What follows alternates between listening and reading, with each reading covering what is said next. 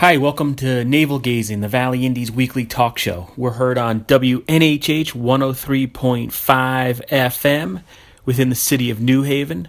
We're also available on valleyindy.org, Libsyn, iTunes, and YouTube.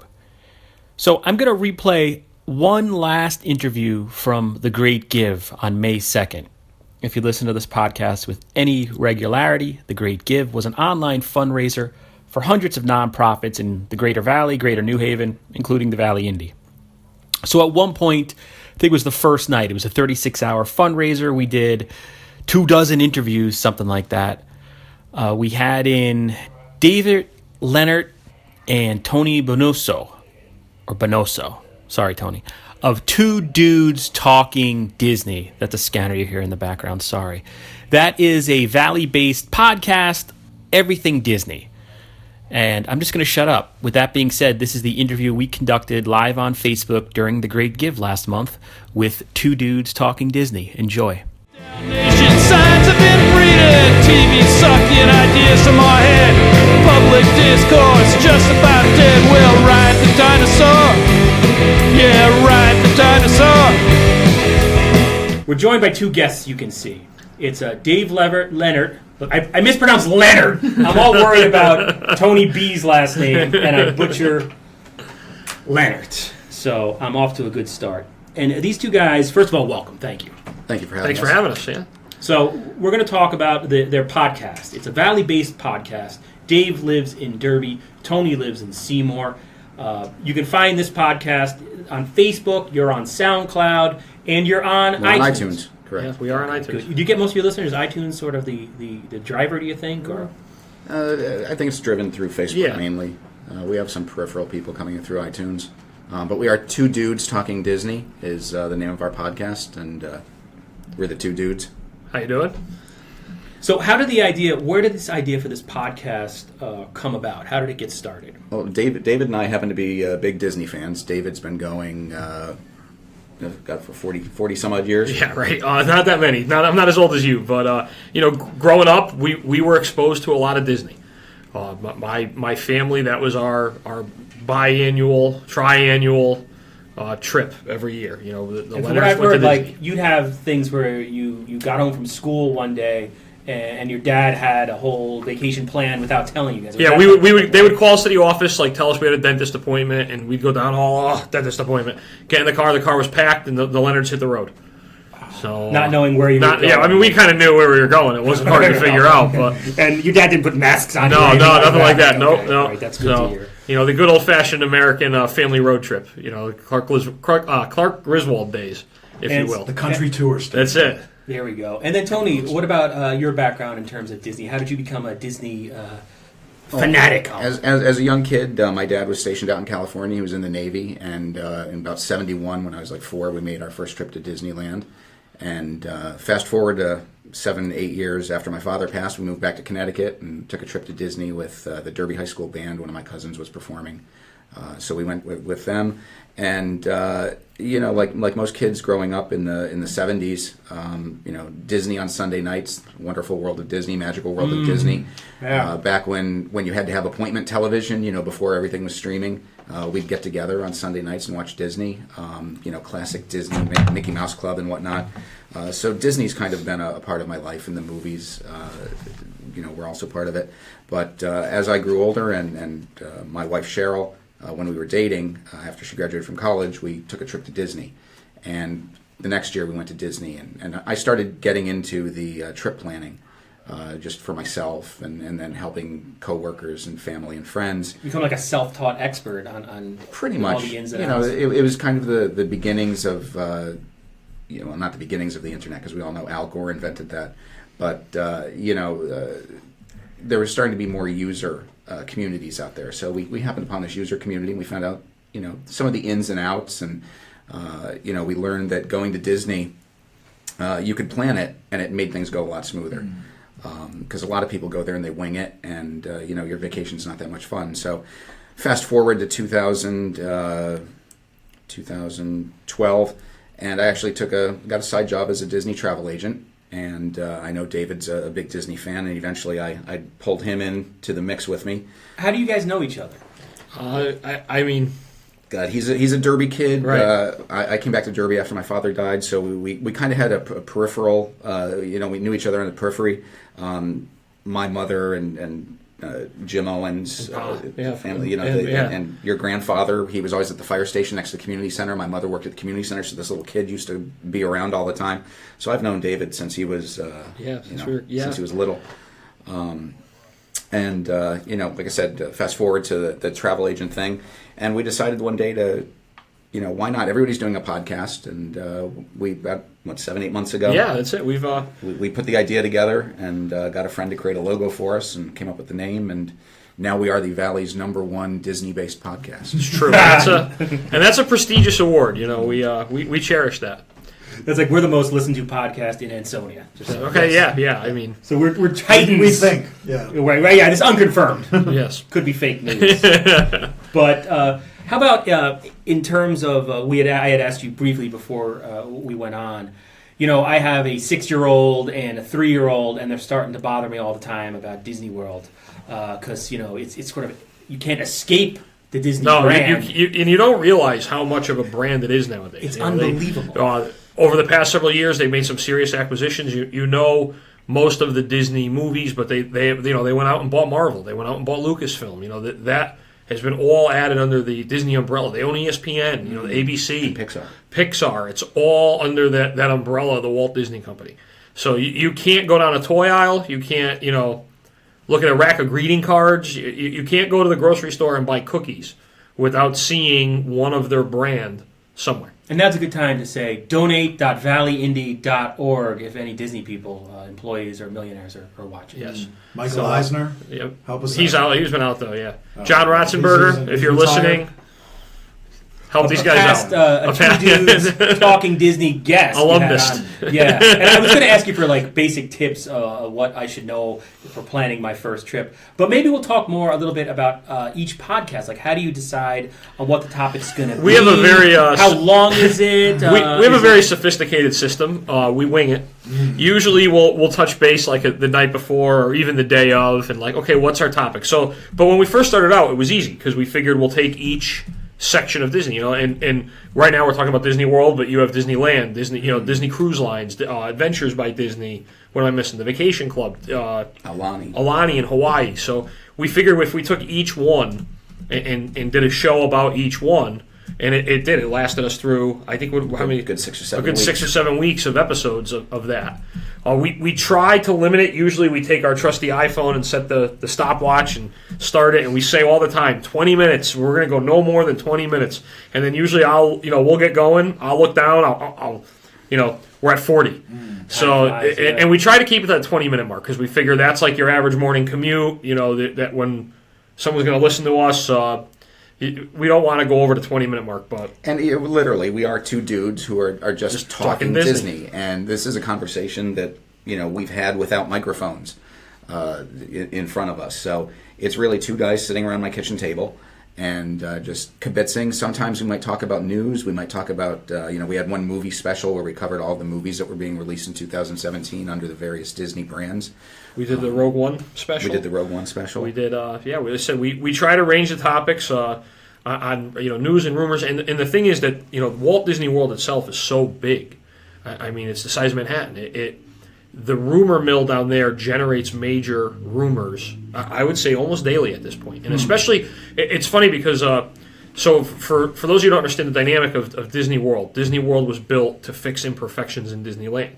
So when Walt Disney purchased the property in Florida, he purchased a lot of it under, it's a pretty good story if you ever, it's almost like a spy novel. He purchased it all under shell companies and using, agents crisscrossing the country. And when he built it all, he went to the state and said, listen, I own a chunk of Central Florida, but I have terms. And one of them was he became his own entity. So the Disney World that we know of resides in two cities, if you will, Lake Buena Vista and Reedy Creek, Florida, which are owned and controlled by the Walt Disney Company. And that was done in order to ease a lot of, if you think about municipal rules. In Anaheim and Disneyland, when they want to build something, they got to go file for a building permit. In Disney World, when they want to build something, they file their own building permit. Yeah, and if you've ever seen the aerial photographs of Disneyland when it was built in '55, it was nothing but orange groves. And as time progressed, Disney did not own the land around his property, and everybody built around that. So now when you go to Disneyland, you literally walk across a street and you're on Disneyland. And when Walt saw that, he decided that he needed to insulate himself from the outside world. Part of that is done in all of his parks by creating berms, so you cannot see, with the exception of the Contemporary Resort, you cannot see outside the parks because this almost sounds scary, guys. It is. It is. Walt really wanted to control what everybody saw and what his guests experienced. So all of the guests are the entire park is considered to be on stage. So if you think of Disney World and Disneyland as a show or an event, the minute you walk through the gates, that is considered the entrance. And as you walk down the park, you're going through the show, which is why you may hear Disney refer to their employees as cast members. They're all part of the cast who are putting on a show for their guests. And it is amazing. There's a lot of... Let me just interrupt for 1 second. Interrupt. For promotion purposes. Go ahead. Are you guys, Twitter, @2dudestalkingd1. Is that you guys, or is that somebody else? We had a little problem with our Twitter handle. Never mind. So I know where you're going now. Yeah, I told you the I story, just but you're live. yes, I want to put on Twitter. That I think that is us, but we had a problem due to the 14-character Twitter limitation. But who's throwing stuff? So we dropped some.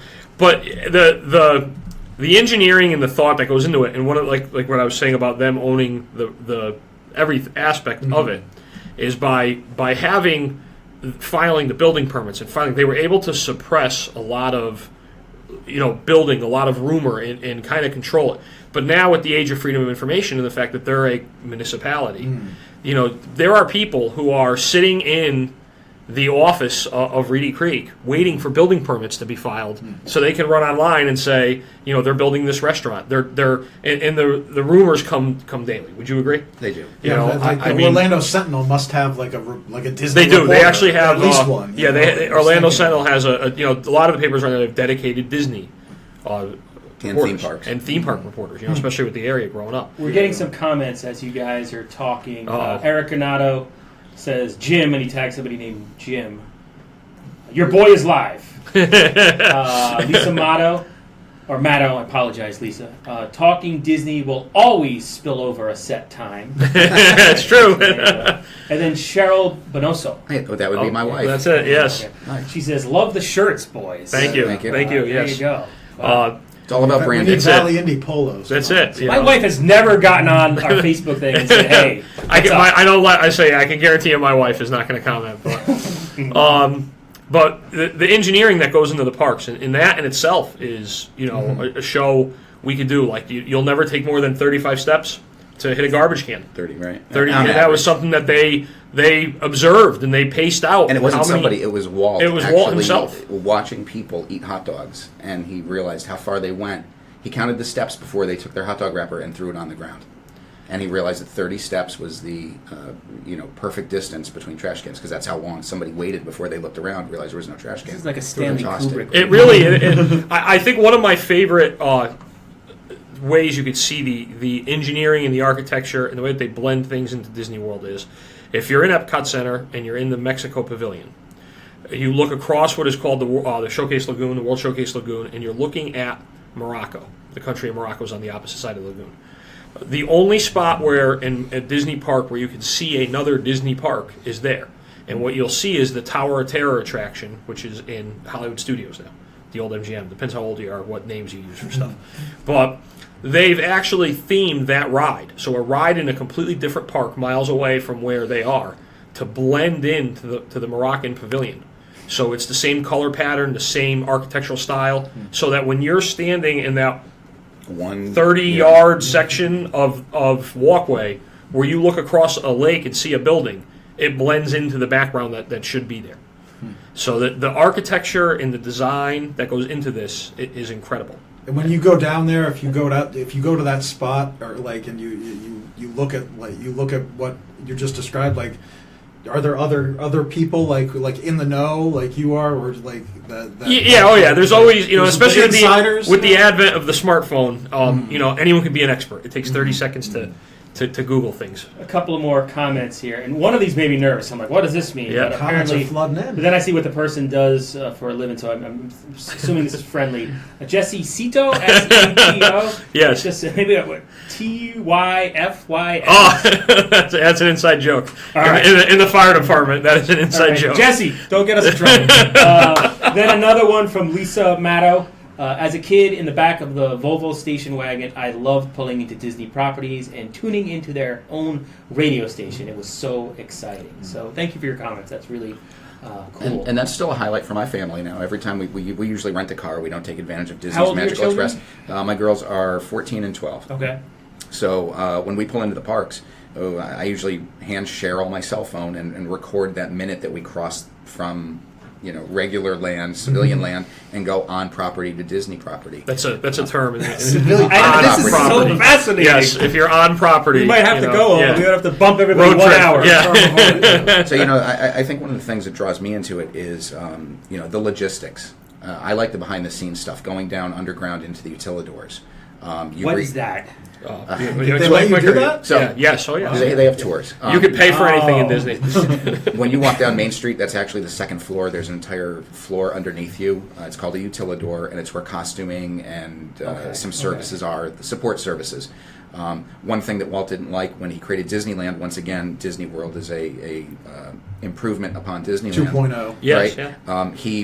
I think he was in Fantasyland, and a cast member from Frontierland was walking to his job, and he was dressed like a cowboy, but he was walking through Fantasyland, which was themed after the future. So he was kind of upset that you were ruining the experience by melding those two. So they created this underground tunnel system, and now when you get in your costume, you can actually come up, without having to walk through the park, and come up through a store or a separate entrance and go right into your land without having to worry about, I'm in the wrong costume for this section. But you read things like that they have this pneumatic trash system that sucks trash bags out at like 60, 70 miles an hour. I think it's a Swedish system, but that's how they move trash around.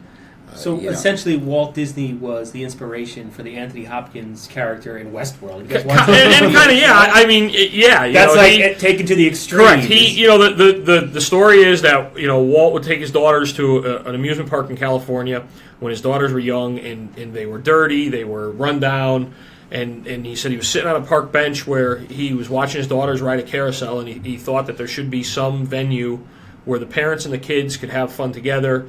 And originally, the original Disneyland was actually going to be part of the Walt Disney Studio in Burbank. He was going to build it there, but then Mickey Mouse Land. Yeah, but then his being an innovator and being an inventor and someone that thought way beyond. Then I had no idea. He said, you know what, I can't build this here. I need more land. And then that's when it all started. He actually hired a company. They did a survey, and they determined that Anaheim was the best because of the highways and the future buildup And the temperature. and they did that. And there's been other Disney projects around the country that have never, like in St. Louis. Right. Disney World was originally thought to be in St. Louis. They also purchased some property in Virginia, and they also purchased some in Colorado. None of them were ever built. There was also another planned. It had something. What's the cruise liner out? The big. Is it the Queen Elizabeth that's out in California or QE2? Yeah. Out in California, they were going to build like a big waterfront. Okay. And a lot of them have never come through or never came together. But this isn't the only projects, if you will. There was always something working. And Walt himself put a lot of his. He collateraled a lot of it to get it built, and when people told him no, he found the money. And if you read anything on Walt, he had a brother that most people, you think Walt Disney because it's Walt Disney World. Walt's older brother Roy was kind of the businessman. Walt was the inventor, the dreamer, the face of the company, but his brother Roy wrote the checks, and they would say that they'd be in a meeting, and Walt would say, "We're going to build this," and Roy would roll his eyes because Roy's the guy that had to figure out how to pay for it. And if you go to Disney World, in the center of the castle, in the hub, you'll find a statue of Walt and Mickey. And Walt, on the other end of Main Street, by City Hall, you'll actually find another statue of Minnie and Roy. And they face each other, across the distance of Main Street. And people don't realize that, Roy was just as much a part of it too. It's And as David was talking, financing. the first Disney TV show, Disneyland, which premiered back in 1954, was part of how Walt paid for Disneyland. ABC Television, before Disney bought them when they were their own entity, owned a piece of Disneyland, and their hour show each week showcased a different section of the original park. So it was Frontierland, Fantasyland, Main Street. I forget what the fourth section was, but the vignettes that they played and the clips that they played were showcasing this new park. And Disneyland itself was built in the span of 1 year. I mean, you think about today with OSHA and all the regulations, something the size of Disneyland. To get that done in a year, decade, right? It would. I mean, you're looking at a new Star Wars land, which is 45 acres. It's going to take 3 years, 4 years. They started building it. It's not going to open until 2019, 2020. So by the time it's fully finished. What I wanted to ask you guys now about maybe Dave first. You have a young daughter. How old's your daughter now? She'll be 2 next month. And how many trips has she made to Disney? Next week will be her 6th. Step up, Eugene. Step up. I hope my wife is not watching this because, I just look bad. And what's your daughter's name? Amelia. Amelia. Okay. So, as someone who is clearly knowledgeable on everything Disney, almost to an X-Files extent, what was it like that first time? Because it was not that long ago. Correct. Oh, it's probably confusing because you've been there 6 times with her. What was it like that first time you brought her there? Is there anything special you did? Were your parents with you? No, actually, we met some cousins down there. We jumped in the car and drove down. We celebrated Amelia's 1-month birthday in Disney World. Oh, she had no idea where she was. Yeah, she had no idea where she was. We did. We were excited. But every time you go, it's getting better and better because, now she's more aware. She knows next week we're going to the castle, and Mickey and Minnie live in the castle, and she's going to see them. Thanks mostly to my influence, she really can't wait to meet BB-8. And Chewbacca. My wife is extremely happy that Amelia prefers to watch Star Wars some days. That's sarcasm. Right? Yes. I mean, does your wife hate like Star Wars stuff? No, not really. No, she just she puts up with it. But I'm looking really looking forward to going next week because the older she gets, the more aware she's getting, and the more fun it's getting. And then Tony, what about? I'm sorry. No, go ahead. What about now? Now your daughters are. You said daughters, right? Yes. It was 14 and 12. 14 and 12. How do you keep it fresh for them when you? I assume they've been there many times too. They've been there many times as well. Not as many. They won't have. By the time Amelia is Isabel's age, she'll far surpass our totals. The thing about Disney is it's always changing. There's always something new. There's always a new ride. There's always a new attraction. So, we went in April. We went down for a week. I think we were in Disney for 5 days. We only did 1 day in the parks. And when I say the parks, I mean there are 4 theme parks on property. There are also 2 water parks, which are not included. There's also mini golf. There's a shopping district called Disney Springs. So there's stuff to do if you're not doing the 4 theme parks. Like I say, there's always something new. There's always new experiences. As the girls have gotten older, now we're able to ride roller coasters as a family. When we first started going, it would be my wife. She's more of a coaster junkie than I am, and I would, graciously stay to watch the children while she rode. And then the first child, Lily, actually the younger one, rode first. Cheryl would ride with her, and I'd hang out with Isabel or whichever one didn't want to ride, and it was cool. And then a couple trips ago, both girls said, "Well, we want to go on Big Thunder Mountain," and I finally realized, okay, well now I have to go. Now I can't sit back and hang out and take your man card, right? and I got to go on a roller coaster. So now we're riding things as a family, which is new and fun. The cool thing is to see them grow. I remember my girls. One of them had an interaction with Tigger, where they're at the age where they really don't understand what's going on, but these big characters are there, and just to feel their fur and a big smile on her face. She didn't know Tigger from me. I mean, she didn't know the difference. Nice, she had that reaction as opposed to being just right. Terrified. But then, as they go through their stages of life, it's always interesting to see it through your child's eyes, and when they finally put it all together, and then they get to the point where my girls now are old enough that we actually let them go in the park on their own. So Mom and I, Cheryl, got a little bit of adult date night one night while the girls went off because they're they know it like the back of their hands, and they're 14, which is the age that Disney lets you go solo into the parks now. Then we have, I'll just interrupt you, another positive comment here from Jennifer Goodman. Love the shirts. Thank you very much. Thank you. The shirts That's David's doing. That's me. Yes, I guess we should ask, how do these shirts come about? They're getting so many compliments. Tony made the logo. He had a friend make the logo. And I, when you asked us to do this, we said, we're custom made. We're the two dudes, right? We got to look the part, and I said we can't show up there looking. We thought tuxedos, but then we said, you know what? We'll go simple polos. Nice. Tuxedos would have been nice. It would have been, but that's it. Just top tuxedo, bottom just boxers. Yes, that's all. It's a way to do it. We're almost out of time. All right, it's already 25 minutes. I know you want to talk about some planning, and that was actually our last podcast. It was, yes. David and I did a show. Yeah, because I haven't been to Disney World since 1991. Not much has changed really since '91. In those days, it was looking. From what I remember, it was looking a little ragged. Maybe that was the late '80s recession was hitting. I went around the same time, and it was like the best week of my life. How old were you? When I was like 8. Yeah, all right. So I was 18. 9. A lot obviously has changed since then. I mean, you're talking the addition of Animal Kingdom. Hollywood Studios probably had just opened when you went, which was MGM back then. Yeah. I don't even know. The Indiana Jones. Yes, thing, the giant. I've never seen that. The biggest tip I think that we would give is it's no longer a wing it vacation.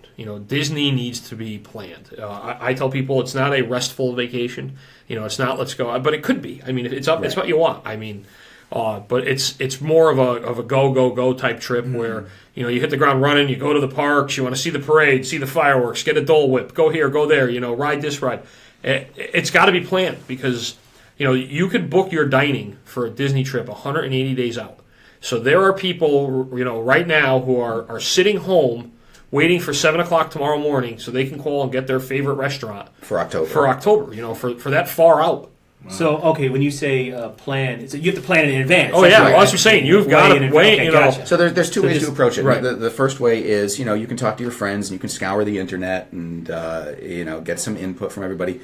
The other way is to, of course, use an authorized Disney vacation planner. What we're trying to say is don't go solo.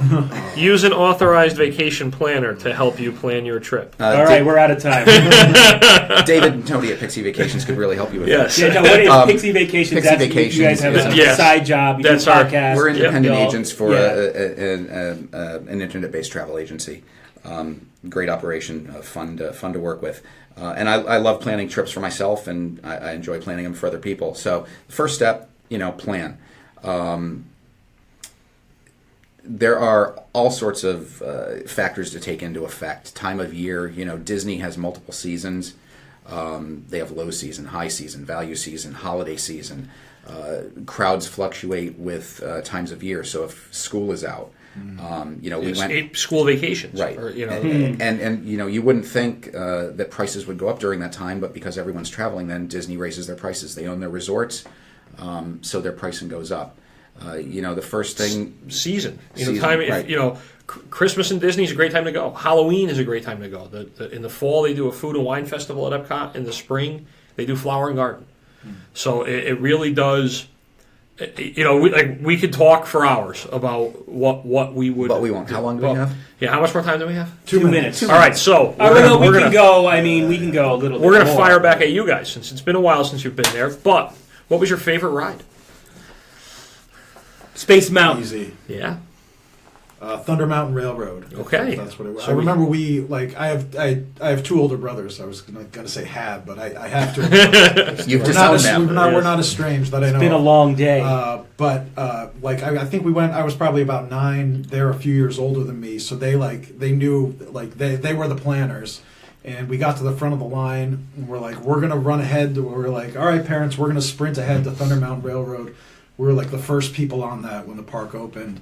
And then we did like Space Mountain, and then we did like the more like teacup-y sort of, carousel of progress, that type of thing. And then we, the fjords of Norway, that was cool too. Okay. I got to go on, I'm sorry, I interrupted. No. I just wanted to mention the fjords of Norway. Which is now gone. Which is now it's frozen. It's now been rethemed as frozen. You got to let it go. Pirates of the Caribbean, and what's It's a Small World. Yeah. That dreaded song, right? Yeah, that drives. That sticks. It's punishment for shoplifting in some countries. Now, see, something like Pirates, that's the genius of Disney. There is a ride that's very popular, that spawns a movie that spawns a reimagination of the ride. So they've incorporated characters from the movie into the ride. Is that right? Yeah, I remember when we went. It wasn't much of a ride, right? Wasn't it just like It was. It's classic Disney. It's animatronics. The pirates move. They sing, a little pirate shootout, and call it a day. But when we went, it was. I don't know if you remember back in the '80s, Disney did like a 10-part miniseries called Return to Treasure Island. Yes. Which is like I really loved that. Like we have the old VHS tapes that I still watch it. But it was more like that, like the old Pirates of the Caribbean, yo ho ho, and a bottle of rum, that sort of thing. And it wasn't the farthest thing from like Johnny Depp you could think of. But. I think are we closing down here, Eugene? You take another, I would say that I think probably the biggest thing that Disney means to me, and I think Tony would agree, is it's family time. It's family. When we went when we were kids, it was my parents and my grandparents, and we were the family walking down the street wearing our Mickey ear hats and our Mickey Mouse fanny packs, buying everything that came off the shelf, and and it went from my grandparents and us to now me. And my wife going, and then now my wife and my family, us taking Amelia, us going with, my family and my parents, which we all know how fun it is now to travel with your parents. Different podcasts we'll probably have, right? But, but it's about that family time. It's about, spending that quality time with your family someplace. It's fun, it's clean. I think it's a good value for what you pay for the product. Yeah, and every night there's like a massive parade, fireworks. Like it's just unbelievable. Like what the experience you see when you go down there. And we haven't even touched upon. We wanted to talk about all the movies and stuff, but I guess that we'll have to have you guys back. Yeah, I guess. 1 o'clock in the morning. Island. That's all. The old Best Parker, Davy Crockett's. Those were another. I'm sure all the people that are tuning into this, they're here for Return to Treasure Island. Yeah. Well, I'll tell you what. Let's bump Kenichi. They might open the vault. We can't. Kenichi's coming back. Bump Kenichi. He's coming back at 11. Bump Kenichi. You guys are welcome. You can come back at 1 a.m. and we'll just leave. We'll just go. You get back at 7 o'clock tomorrow morning. I'll still be talking. But because I want to have a whole argument about the Star Wars movies, but we'll have to. Why? What do you want? I thought the Mobile Horror Companion covered Star Wars in great depth. That was yes. Okay. I don't really remember it, unfortunately. Yes. It's so long ago. Yeah. Oh, that's why you don't remember it. So I want to thank you guys. I want to thank you guys both for coming on. This was a lot of fun because, this is a change of pace from we had nonprofits on all day and we were learning about all these wonderful things that they do in the community. But this is equally enlightening because I had no idea about this whole history of... I'm getting texts from my father over that last comment. I was going to say, I was in GameStop the other day. Thanks for watching. I was in GameStop and we're pulling out at the Valley Diner, and I saw your dad bringing Amelia in, and I was like, man, Dave Lenart has it. I almost beeped. That was beeping, sorry. But I was like, Dave Lenart has it made. There's his, my parents, they're an hour away. I'm on my own because I'm the youngest of 5 boys, right? So all my brothers had their kids 20 years ago. So, man, you got it made. So, whatever. But anyway, all right, that's it. I'd just like to thank you guys for having us on. Yes, thank you very much. If any Two Dudes fans are listening, I suggest making a donation to the Valley Indy. Yes, you started off by mentioning the Evening Sentinel. That hits me right here. That's right. I agree with Tony. If you can make a donation, even a small donation. Every little bit helps. And Dave's talking about his grandfather was Ed Cotter, a legendary photojournalist in the Valley. Also, emergency management and all kinds of stuff. But inductee to the Connecticut Society of Professional Journalists Hall of Fame. Right. Yeah. So thank you. I forgot about that when we were starting up. So. So anyway, so donate.valleyindy.org. You can support random podcasts like we're doing right now. You're not getting this stuff from any other news agency in the Valley. So if you can we do our ending? Oh, yeah, let's do it because I don't know how to end these things. All right, so go ahead, Tony. All right, so thanks for listening. Remember, support the Valley Indy's Great Give, and I'm Tony. And I'm David. And we're Two Dudes Talking Disney.